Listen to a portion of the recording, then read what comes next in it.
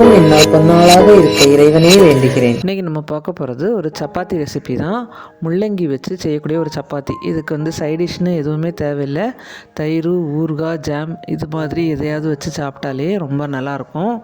முள்ளங்கி உடம்புக்கு எவ்வளோ நல்லதுன்னு எல்லாருக்குமே தெரியும். ஆனால் அது பிடிக்கக்கூடிய ஒரு குரூப்பு பீப்புள் இருக்க மாதிரியே பிடிக்கவே செய்யாதுன்னு சொல்லக்கூடியவங்களும் இருக்காங்க. இந்த முள்ளங்கி பிடிக்காதவங்களும் இந்த மாதிரி சப்பாத்தி செய்து கொடுத்தா கண்டிப்பாக சாப்பிடுவாங்க. இது எப்படி பண்ணதுன்னு பார்க்கலாம். வாங்க வீடியோக்குள்ளே போகலாம். நான் இப்போது ஒரு 4 முள்ளங்கி எடுத்திருக்கேன். இதை தோல் எடுத்துகிட்டு நல்லா கழுவி தோல் எடுத்துகிட்டு இந்த மாதிரி கேரட் துருவக்கூடியதை வச்சு துருவி எடுத்துக்கலாம் ஃபுல்லாக. இதில் அளவுன்னு பெருசாக அவசியம் இல்லாட்டாலும் ஒரு குத்துமதிப்பாக அவங்களுக்கு அளவு தெரியாதுக்காக நான் சொல்லுவேன். இது 300 கிராம் வெயிட்டில் இருந்துச்சு. இது இந்த மாதிரி நல்லா துருவி எடுத்துகிட்டு இதை ஒரு மிக்சிங் பவுலில் போட்டிருக்கேன். இப்போது இதுக்கு எதுவுமே அளவு தேவையில்லை. நம்ம டேஸ்ட்டுக்கு ஏற்ற மாதிரி எல்லாமே போட்டுக்கலாம். நான் கொஞ்சம் மல்லிக்கீரை, 2 பச்சை மிளகாய் இது ரெண்டையும் சாப்பரில் போட்டு நல்லா சாப் பண்ணி இதையும் அந்த முள்ளங்கி கூட சேர்த்துக்க போகிறேன். நீங்கள் சிவப்பு முள்ளங்கி தான் எடுக்கணும்னு இல்லை, வெள்ளை முள்ளங்கியும் கூட யூஸ் பண்ணிக்கலாம். இதில் இந்த முள்ளங்கி அளவுமே நீங்கள் கூடுதல் போடாத இருந்தாலும் போட்டுக்கலாம். அந்த அளவுக்கு உடம்புக்கு நல்லது தான் கிடைக்கும் நம்மளுக்கு. இப்போ இதுக்கு காரத்துக்கு ஏற்கனவே பச்சை மிளகாய் போட்டிருக்கோம். அதுக்கு கூட 3 டீஸ்பூன் மிளகாய் தூள் போட்டிருக்கேன். ஒரு 1/4 அரை டீஸ்பூனுக்குள்ளே ஜீரகப்பொடி, அதே அளவில் மஞ்சள் பொடி, 1 டீஸ்பூன் மல்லிப்பொடி, 1 டீஸ்பூன் அம்ச்சூர் பவுடரும் 1 டீஸ்பூன் சாட் மசாலாவும் போட்டிருக்கேன். இது ரெண்டுமே முழுக்க ஆப்ஷனல். சாட் மசாலா ஸ்மெல்லு நிறைய பேருக்கு பிடிக்காது, நிறைய பேருக்கு ரொம்ப பிடிக்கும். எங்களுக்கு பிடிக்கும், அதனால் அது போட்டிருக்கேன். அதுக்கப்புறமா அம்ச்சூர் பவுடர் அதாவது ட்ரை மேங்கோ பவுடர். இது புளிப்புக்காக. அப்போ அது உங்கள்கிட்ட இல்லை அப்படின்னா நீங்கள் கொஞ்சம் தயிர் ஊற்றிக்கலாம். அதுக்கப்புறமா 1/4 டீஸ்பூன் கரம் மசாலா, மாவுக்கு தேவையான அளவுக்கு உப்பு எல்லாத்தையும் போட்டுக்கலாம். கடைசியாக ஒரு 3/4 1 டீஸ்பூனுக்குள்ளே ஓமம் எடுத்திருக்கேன். எடுத்து இதை கையை வச்சு நல்லா கசக்கி இதையும் போட்டுடலாம். கசக்கி போடும்போது வாசம் நல்லாயிருக்கும், அதுக்காக தான்.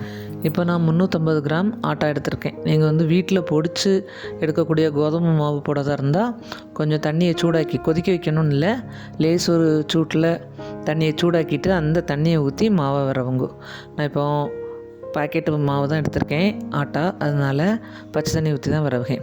350 கிராம் மாவு எடுத்துருக்குது, 300 கிராம் முள்ளங்கிக்கு. இது ஒரு குத்துமதிப்பாக ஒரு அளவு தெரியறதுக்காக தான் நான் சொல்லுவேன்.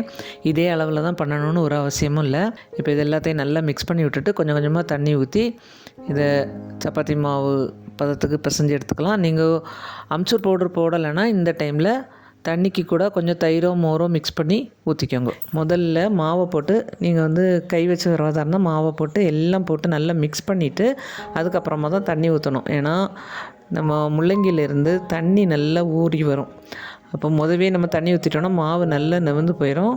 அதுக்கப்புறமா திரும்ப மாவு போட வேண்டிய கண்டிஷன் வரும். அதனால் முதல்ல நல்லா மிக்ஸ் பண்ணி விட்டுட்டு அதுக்கப்புறமா தண்ணி தேவைக்கு பார்த்து கொஞ்சம் கொஞ்சமாக ஊற்றி மாவை நல்லா பிசைஞ்சு எடுத்துக்கணும். நீங்கள் பொதுவாக சப்பாத்திக்கு எப்படி மாவு குழச்செடுப்பீங்களோ அதே மாதிரி குழச்செடுத்துக்கலாம். ஒரே ஒரு வித்தியாசம், முதல்ல இதெல்லாம் நல்லா மிக்ஸ் பண்ணி விட்டுட்டு அதுக்கப்புறமா தான் தண்ணி ஊற்றணும். அது மட்டும் தான்.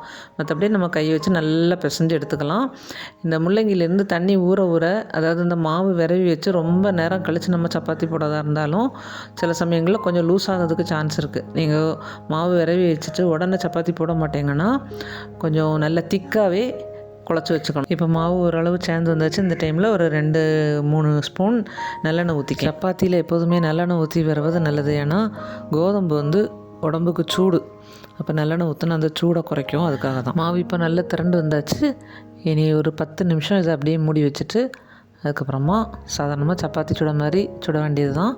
கொஞ்சம் நெய்யோ எண்ணெயோ உங்களுக்கு விருப்பம் போல் எது வேணுமோ ஊற்றி சுட்டுக்கலாம். இது ஒரு 5 இல்லாட்டி 10 நிமிஷம் மட்டும் ரெஸ்ட்டில் வச்சுட்டு அதுக்கப்புறமா நம்ம சப்பாத்தி சுட ஆரம்பிச்சிடலாம். இந்த டைமு மாவு நெவந்த மாதிரி இருந்ததுன்னா 1-2 ஸ்பூன் மாவு போட்டு பிசைஞ்சிக்கலாம்.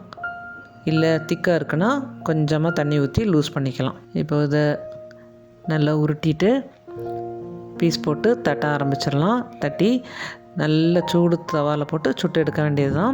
இதுக்கு நம்ம உப்பு, காரம், புளிப்பு எல்லாமே இந்த சப்பாத்திலே இருக்கும். நம்ம அதுக்கு கணக்காக எல்லாமே கொஞ்சம் கூடுதல் போடணும்னு மட்டும்தான் உண்டு. கரம் மசாலா மட்டும் கொஞ்சம் மைல்டாக போட்டுக்கோங்க, அப்போ தான் நல்லாயிருக்கும். எனக்கு மாவு விரவி வச்சதுலேருந்து இப்போ கொஞ்சம் லூஸ் ஆகி தான் இருக்குது. ஆனால் எனக்கு மேனேஜ் பண்ண முடிய மாதிரி தான் இருக்குது. அதனால் நான் அப்படியே வச்சு தட்டி சுட போகிறேன். உங்களுக்கு அது கஷ்டமாக இருந்ததுன்னா 1-2 ஸ்பூன் கோதுமை மாவு போட்டுட்டு தட்டி சுட வேண்டியது தான். சுடும்போது லேசாக நெய் ஊற்றி சுட்டால் ரொம்ப நல்லாயிருக்கும். இதுக்கு கூட தயிர், ஜாம், சின்ன பிள்ளைங்களுக்குனா ஜாம் வச்சு கொடுக்கலாம். பெரியவங்க தயிரும் ஊறுகாயும் இல்லாட்டி சுட்ட பச்சை மிளகாவும் வச்சு சாப்பிட்டா ரொம்ப நல்லாயிருக்கும். தயிரில் கொஞ்சமாக மிளகாய் தூளும் கொஞ்சம் சாட் மசாலாவும் போட்டு மிக்ஸ் பண்ணிவிட்டு சாப்பிட்டா ரொம்ப அட்டகாசமாக இருக்கும். நீங்களும் கண்டிப்பாக இந்த சப்பாத்தியை ட்ரை பண்ணி பாருங்க. முள்ளங்கி சாப்பிடாதவங்க கூட இப்படி செய்து கொடுத்தா சாப்பிடுவாங்க. செய்து பார்த்துட்டு எப்படி வந்துச்சுன்னு எனக்கு கமெண்ட் பண்ணுங்கள். என்னோடய சேனல் பிடிச்சிருந்தால் லைக் பண்ணுங்கள், எல்லாருக்கும் ஷேர் பண்ணுங்கள், சப்ஸ்கிரைப் பண்ணுங்கள், பக்கத்தில் இருக்க பெல் சிம்பலையும் ப்ரெஸ் பண்ணுங்கள். தேங்க்யூ.